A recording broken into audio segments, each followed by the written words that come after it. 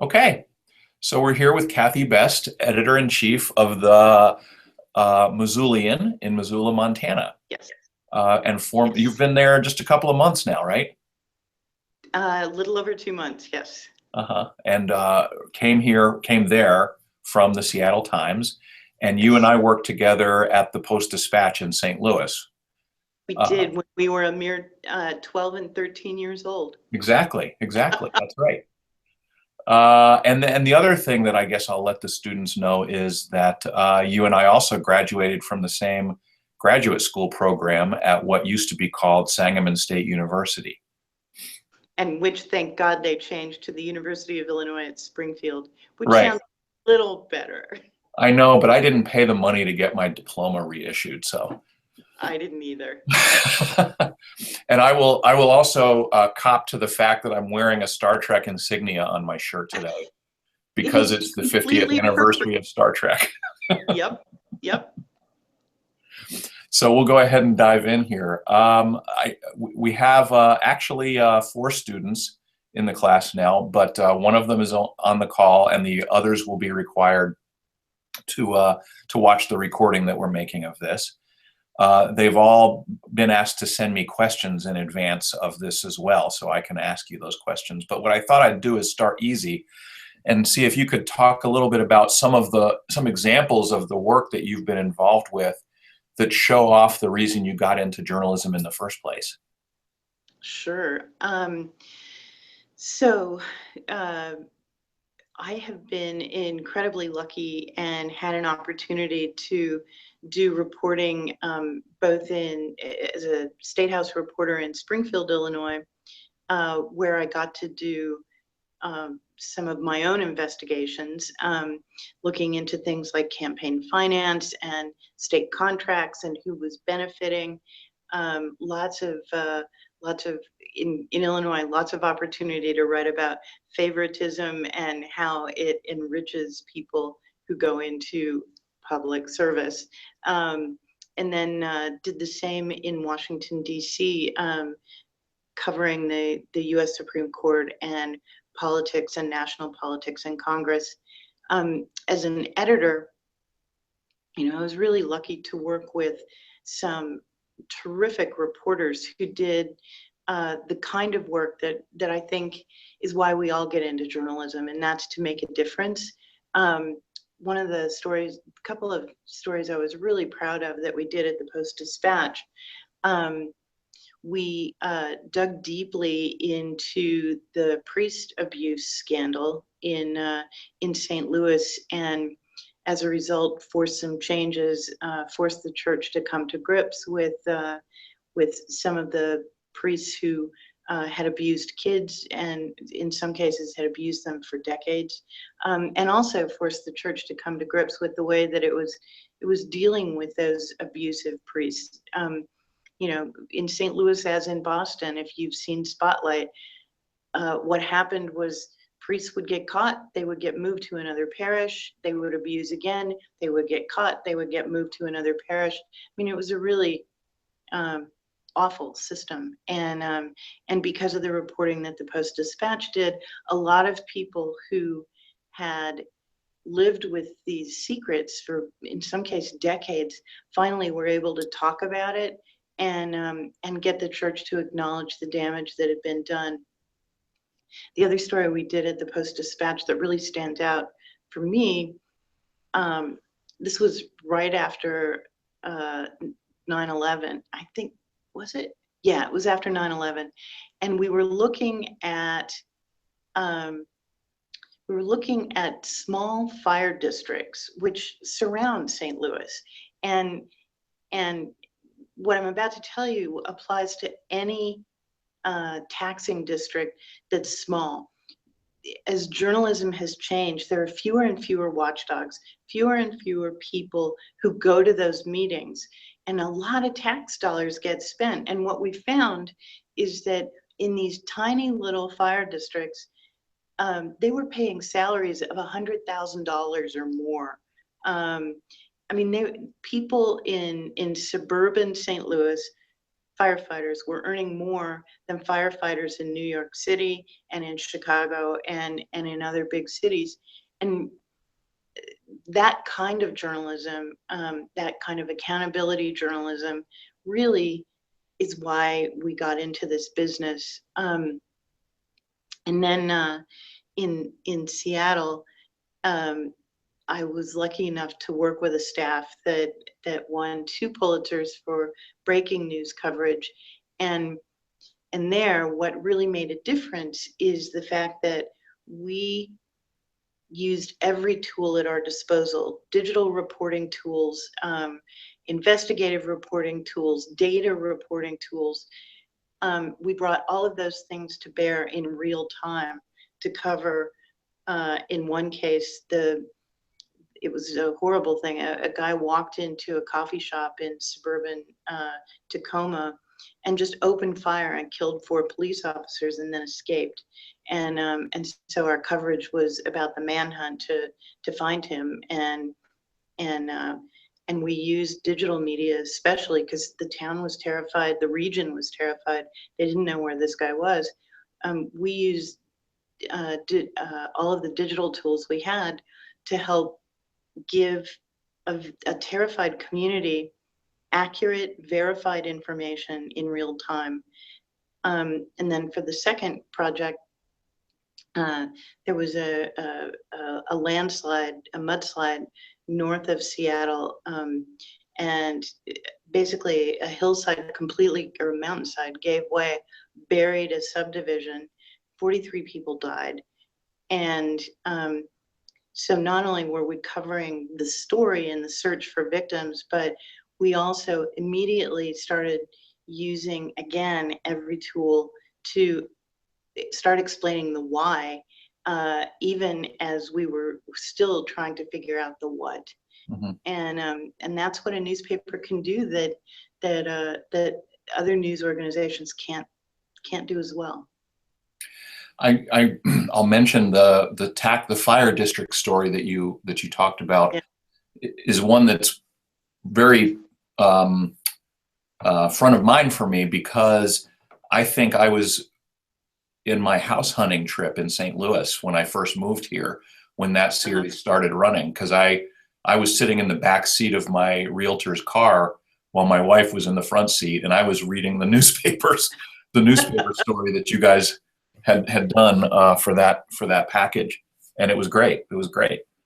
But the other point I'll make too along those lines is, and I've said this before in other videos, but I remember when I first started working for Patch.com, the hyperlocal news network that, well, we won't get into the details there, but when I first started working there, we had to struggle to get police departments to open their police blotters to us.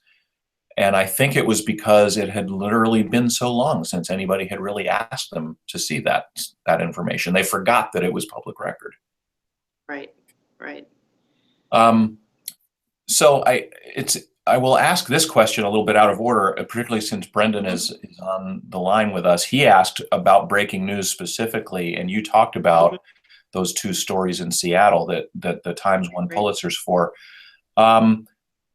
He says, breaking news through any medium is stressful, but do you find digital news and the immediacy that it requires to make it more hectic than it would have been normally? And and I'll ask, are there upsides to that or downsides, or both? Yeah. First of all, that's a really, really great question. So yeah, it is stressful when you're covering breaking news, and doing it for a digital audience makes it more stressful because the stakes are so high. But there's also a reason that lots of us go into journalism, and that's that we're basically adrenaline junkies. So the adrenaline helps with that. But the reason that it's more stressful when you're reporting for a digital audience is you have to get it right. I mean, there's one errant tweet can destroy your credibility for years. And so you know, the stakes are so high because you're trying to report as much as you can, as quickly as you can, but you need to always remember you've got to get it right. And when you don't, because you're going to slip up, you have to be absolutely transparent and correct it as fast as you can. Or the other thing that helps, you know, bring that stress level down, be really honest about what you know and what you don't, and say, you know, we have a report that we have not yet been able to confirm that blah blah blah. Mhm. But then you got to come back and follow up. And so, you know, one of the things that I think made us successful is we had someone designated when we were covering a big breaking news story as kind of the traffic cop who would keep track of what we were doing and make sure that we didn't lose sight of things, that things didn't fall through the cracks. And that helps too, having you know, sort of the divide and conquer approach, where you say, this is your role, this is your role, this is your role. And that way you're not tripping over each other, and you're making sure that you've got all the bases covered all the time. And so some of those roles wouldn't have existed a generation ago, because you have to have Correct. people that are focused on the digital side as well as Right. preparing the newspaper. Yeah. So when the story broke about the guy walking in and essentially assassinating 4 police officers, David Boardman, who at that time was the editor at the Seattle Times, I was the managing editor for digital.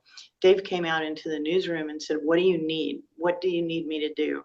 And so I said, I need you sit down, tweet information out, monitor what other information is being tweeted out, fact check it. I mean, I need you to own Twitter, and be the gatekeeper for our tweets, in terms of making sure that they're right, but also be the fact checker for all the other information that's out there. And that was the moment in our newsroom where Twitter moved from a social platform where people talked about what they had for lunch to a news platform that was real, that had impact, and where the rules of journalism applied just as much as they did to anything else that we were doing that day. So I want to make sure I'm clear. You asked the top editor in the newsroom to be the gatekeeper of Twitter, or did he assign somebody to do that? He did it. He spent 15 hours sitting in a chair in the newsroom doing Twitter. How about that? Good for you, and good for he him. loved it. He absolutely loved it. That's wonderful. Yeah. Yeah. So I'll shift gears a little bit.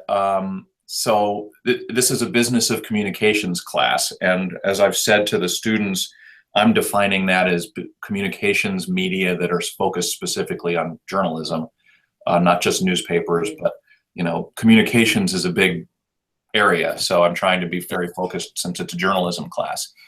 But what I guess I want to know is, when did you realize that you had to start paying attention to journalism as a business as well as afflict the comfortable, comfort the afflicted type enterprise? Right. Really good question. I think I had the luxury of coming to that realization a lot later than your students will. You know, I got to spend the money without worrying about where it was coming from for a long time. When I became an editor, I first became an editor in St. Louis, and as night city editor, I didn't really have to worry about it that much. And then I went to the Washington Bureau as a reporter, where I didn't have to worry about it at all. And I think it was when I became the Metro editor at the Seattle Post-Intelligencer that I really, for the first time, realized, oh yeah, we have to, you know, find a balance here between what we spend covering the news and what we're able to bring in. But that didn't really become real to me until I became the editor at the Seattle Times. And my title there was actually editor and vice president for news.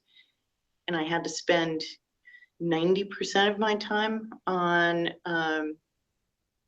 how we make the Seattle Times profitable, how we pay the bills. Lots and lots of meetings with the advertising folks, lots of meetings with the technology team, the product team, all about, you know, how we not only are relevant to readers, but how we can make enough money to support the journalism that we're doing. Mm-hmm. That's why I'm here.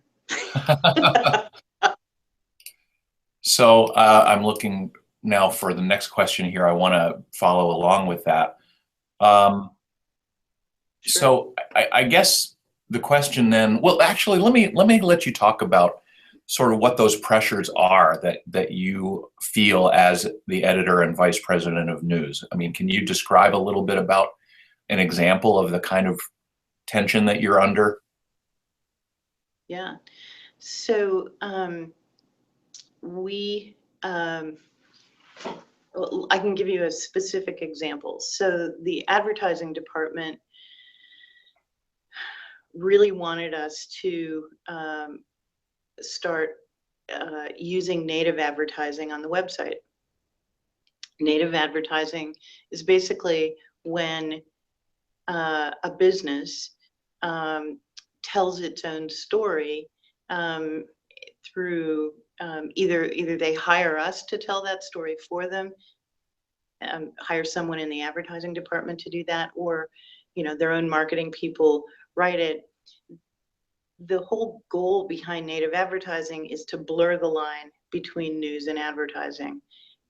And the advertising department wanted to have native ads on the site, did not want them to have a different color or a different, they wanted them to be in the river of news headlines.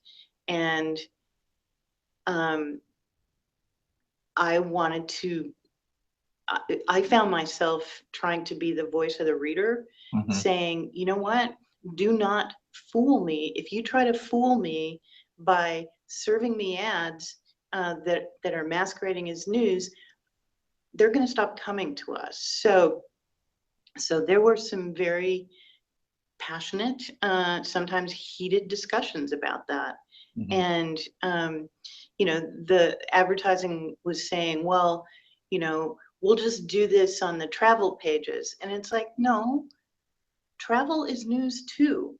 I mean, if you're going to spend $2,000 on a trip, you know, and we're trying to fool you and give you something that's masquerading as news, that you may make a buying decision on, you know, that does real damage. That has real impact. So there's going to be, there were a lot of those. There were going to be more of those as we tried to figure out how to replace the money that was lost when classified advertising went away, as Craigslist came in, and as we did, I think, a very good job of convincing readers that newspapers were dying. Mm-hmm. So that's a good example of, and I assume at the time you prevailed in that debate, but that's a good example, as you said, of you advocating for the reader and making sure right. that you're sort of standing firm for the credibility of the news organization. And that's important. There's absolutely no question about that. Obviously, there's a side where you have to stand firm and be available for the business side of the enterprise, even as the editor of the newspaper. Is there an example there where you had to make a tough call that, you know? Yeah. So, you know, journalists tend to be perfectionists, and we want everything to, you know, to be the perfect experience as we view it. And one of the things I had to learn is to be much more reader focused, and to say to myself and to the newsroom, you know, this isn't about us, this is about the end user, this is about the reader. So that came up when we were developing a new native app for iOS, for Apple phones. And, you know, I wanted to have everything on that. And the product people were saying, you know what, it is more important that we get to market fast. We're behind already, which I agreed with. Let's just do something that's more stripped down, and not have, you know, every piece of content that the Seattle Times produces show up on the phone. And it took me a while to get my head around that, but in the end, they were right. What was most and what helped, I think, get us all on the same page was really good research, market research. We even used this sort of design thinking that Stanford's D School is known for. You know, we went out and talked to people and said, okay, what is the most important thing when you're looking for news on your phone? What's the most important thing? And, you know, it wasn't that it looks great. It wasn't that you have big photos. It was speed. Speed was the most important thing by a factor of 10. And so that helped product and advertising and news all get on the same page. We had to give up putting some of the content up that we wanted. Video, for example, wasn't part of the initial rollout of the native app, because we first had to find a way to make our video load fast. So it's like, get out the door without it, we'll add it later. Advertising, you know, had to give up some of the high impact ads that also are really heavy and make it slow to load. So that was an example of how the various arms of the business had to work together, had to compromise, but with the goal of making it a great user experience on the other side. And digital makes us think about that in ways that print never did. How do you mean? So we've been putting out newspapers for 110 years. I mean, we pretty much know what works. And, you know, we've got lots and lots of research to back that up. You know, we're learning. When I think about where I was 10 years ago when it comes to digital, and where my head is today, I mean, that's incredible. It's and I know you know that, Kurt, and it's appropriate that you're wearing a Star Trek shirt. Well, it sort of speaks to what you're talking about when I think about very early on in my career at the Post-Dispatch. You may recall that we launched a health and fitness section. So that was I got there in 2002. We launched the health and fitness section on a Monday. We were in the midst, very early on in my tenure, of redesigning and relaunching the Monday business section. And that was a Post-Dispatch that put out 5 sections on a Monday. And, you know, we're not doing that anymore. Nobody's doing that anymore. No. Right. Right. You talked about. I also am embarrassed. Oh, go ahead.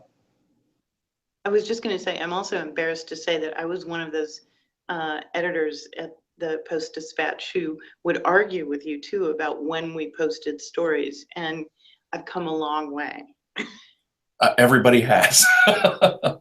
And, you know, don't worry about it.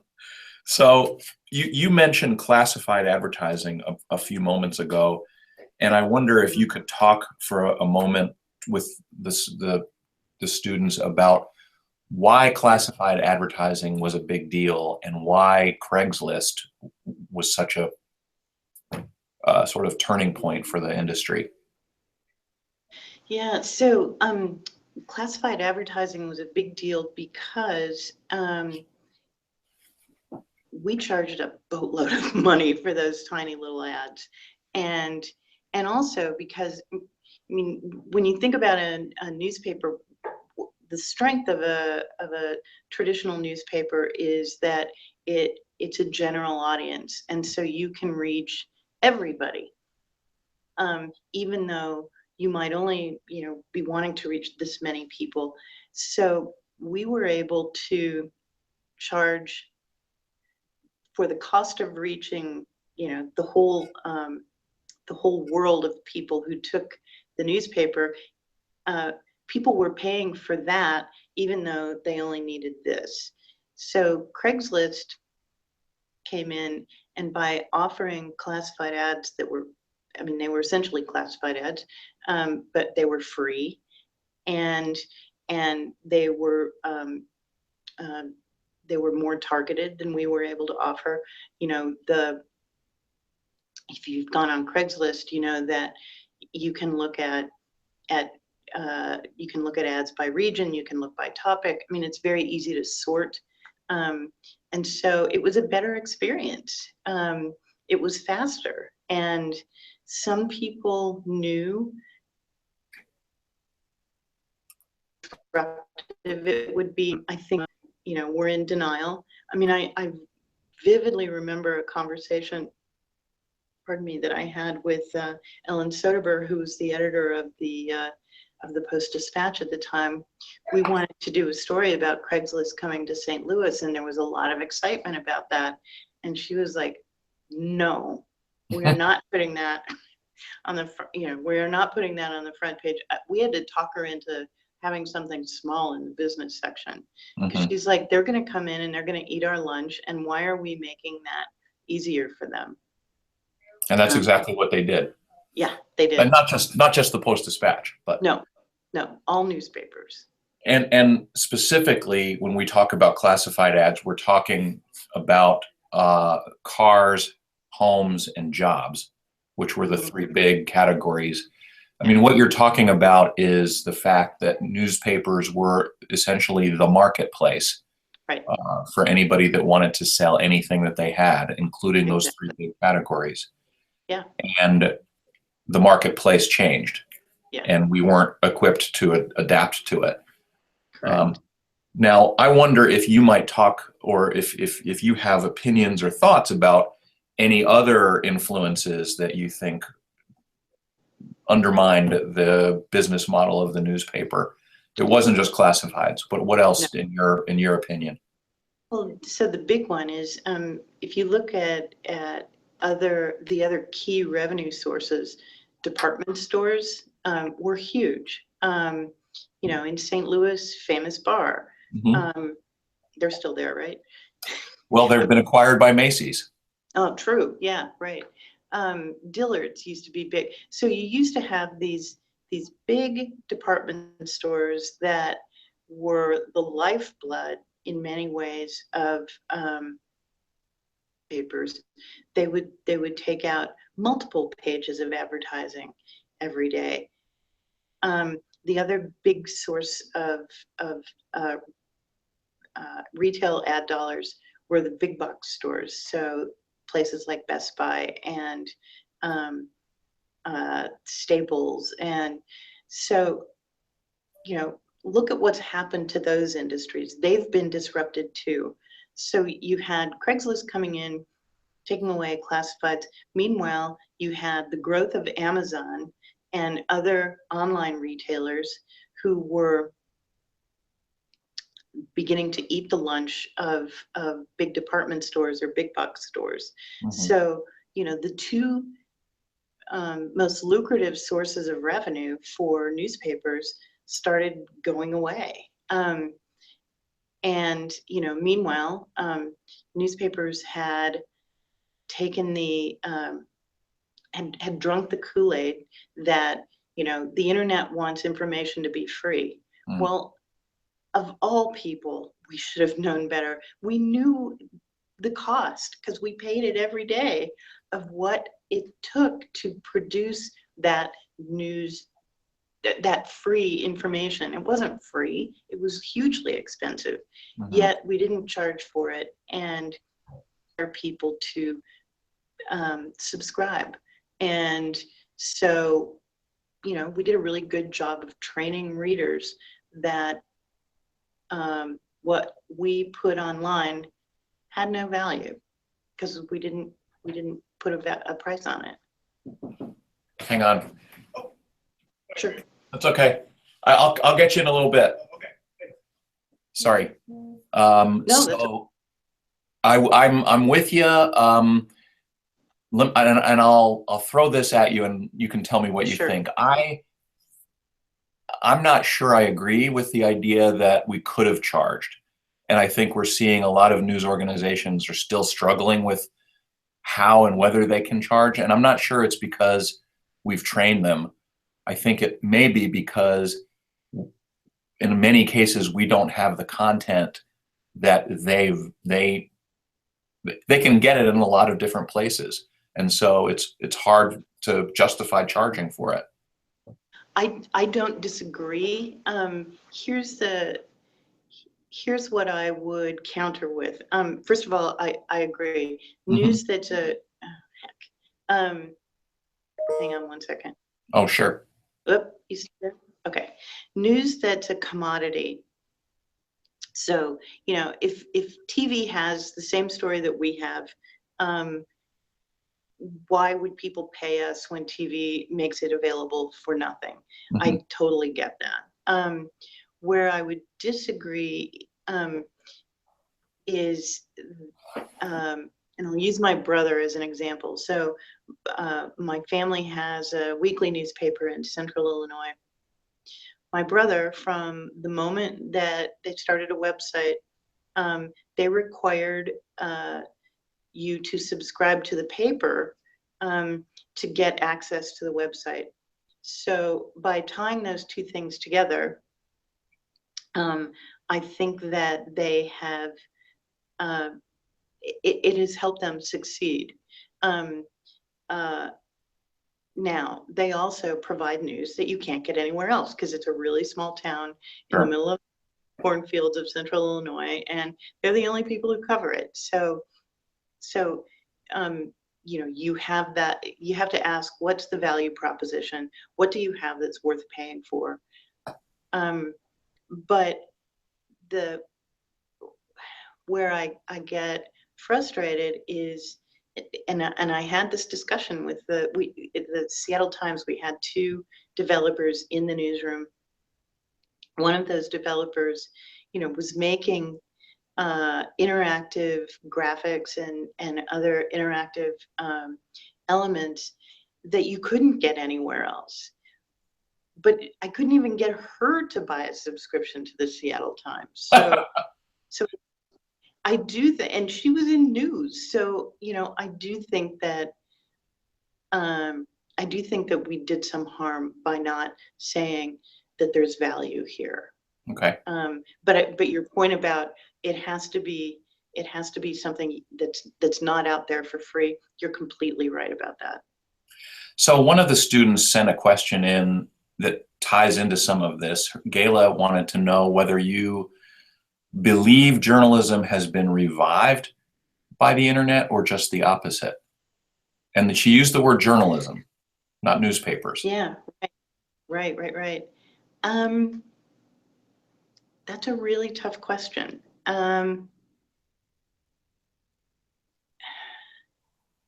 It depends on how you look at the question. So, has journalism been revived? I can tell stories now in ways that I could not have dreamed of when I was Gayla's age. And that's going to keep happening because of the technology. So in that sense, it has been revived. I mean, we did a video storytelling project for a series that we did called The Pacific's. It was on ocean acidification, and we sent a reporter and photographer all around the Pacific and put together a video story that was so sophisticated that PBS actually took it and ran it. And that's pretty cool stuff. We were able to use interactive graphics to tell the story of that mudslide that I mentioned earlier that killed 43 people. That graphic told that story in a way that was more powerful than words alone could have done. And it allowed people to actively engage because they could move. It was a slider. They could move it back and forth. They could see what happened. Mm-hmm. So, in that sense, yeah, it has revived journalism. It's allowed us to take the skills that we've had for, good reporting and good storytelling and use them on new platforms and in new ways that are really exciting. It's allowed us to engage with readers in ways that are, unheard of. And it's turned journalism into a two-way instead of just a one-way street. And that's also really exciting. So in that way it has. Here's what scares me though.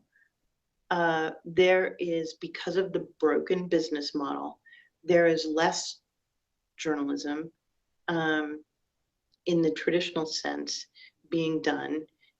There is more advocacy masquerading as journalism being done. There are fewer watchdogs at those meetings that I talked about earlier. The little taxing district. Nobody's there because there's no newspaper anymore, or the television station has had to cut back its staff. And I know, yeah, there are lots of blogs out there where people are doing their own thing, but it's not the same. They're not trained. They're not necessarily asking the questions that I think need to be asked to keep the democracy robust. So, yeah, in that sense, it scares me. Mm-hmm. Okay. So this is sort of an adaptation or an adaptation of one of Gayla's other questions. I'm going to rephrase it a little bit and just say, so if Kathy Best were king of the world, how would you wave your wand? What would you do to fix it?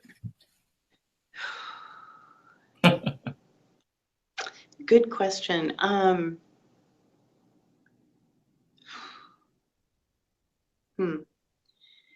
One of the things, so I'm gonna answer it from a really broad perspective and then get specific. From a really broad perspective, we need to make sure that places like WashU and high schools around the country are teaching critical thinking. I despair of what's going to happen if we don't have an audience that can distinguish between fact and fiction, between opinion and analysis, between advocacy and hard reporting. So we need those thinking skills. So that's the broad piece. The what I would do to fix it.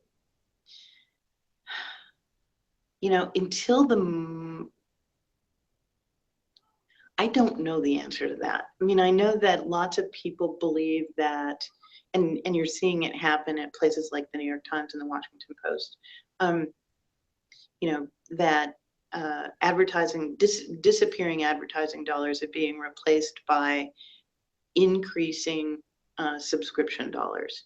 So that gives me some hope that people will see the value, or that we will provide enough value that we will convince people it's worth paying for.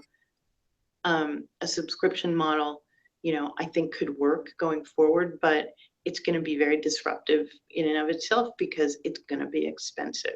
Sure. Some of that could make us better, because if you're going to be expensive, you better be worth it.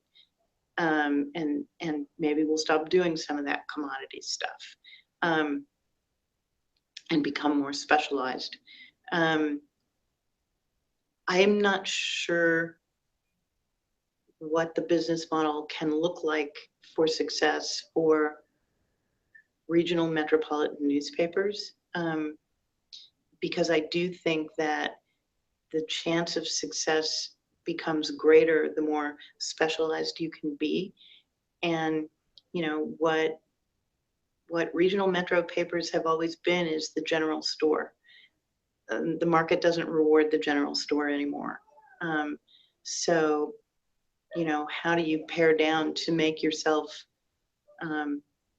relevant and worth buying? Mm-hmm. So And that's hard. Sorry. I just said that's hard. Those are Oh, hard right, choices. right. Yeah, I think there's a whole lot, and we're going to be looking at a lot of things. The semester's only just started here, but we're going to be looking at a lot of reading that's talking a lot about this stuff. I don't know whether you had a chance to see the Riptide oral history report that the Shorenstein Center produced a few years ago. No. It is an oral history interviewing 60 different people about what they thought went wrong with the industry, the newspaper industry specifically. And it's a lot of the things that you've talked about here. It's consolidation in the retail industry, department stores. It's frankly, it's the inability of the newspaper industry to disrupt itself because it was living fat and happy for a long, long time. And very. Go ahead. Yeah. Yeah, I just said very fat. Yeah. Yeah. I mean, there were staggering levels of profit that led to many of these newspaper companies becoming public companies, which then requires an entire different level of pressure and accountability and expectation that we just weren't able to live up to. So, well, and on top of that, Kurt, I mean, I actually had an editor say to me, part of your job is maximizing shareholder value, and that I did not work there for very long after that because I did not think that was my job. So you talked about use the analogy of the general store, particularly in relation to the large city regional newspaper like the Seattle Times, like the St. Louis Post-Dispatch. And your analogy is talking about the idea that we're covering a wide variety of news events and topics. We're providing a wide variety of advertising outlets, from classified advertising to display advertising, for any number of different industries and types of retail. Can you contrast that? We talked a little bit earlier before today, and a little earlier today we talked about the difference between that and where you are now in Missoula. Yeah. So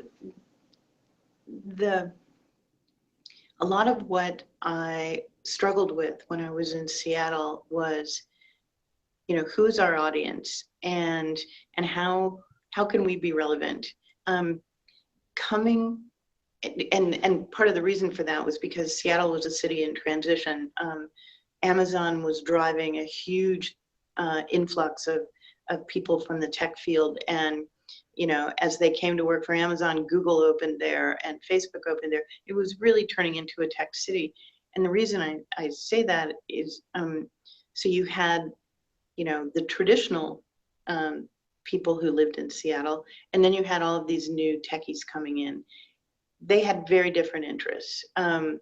And frankly, you almost had two Seattles, and that it was tough to decide how to be relevant with one news product. So anyway, so moving here to Missoula, I know who the audience is, and they are connected to this news organization in a way that didn't happen in Seattle. There were it's a university town. You've got very smart people.